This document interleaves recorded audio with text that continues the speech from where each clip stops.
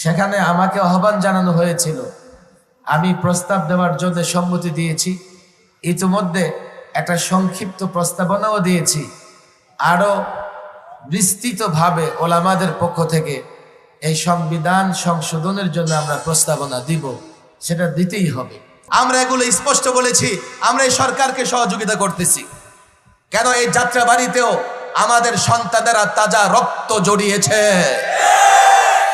আমরা বলেছি এই সরকার সংস্কার করবে, আমরা সহযোগিতা করব। আমরা সংবিধান সংস্কার কমিশনকে পরিষ্কার বলেছি, 32 বছর বাংলাদেশ সংবিধানে বিসমিল্লাহির রহমানির রহিম ছিল, সেটা নিয়ে আসতে হবে।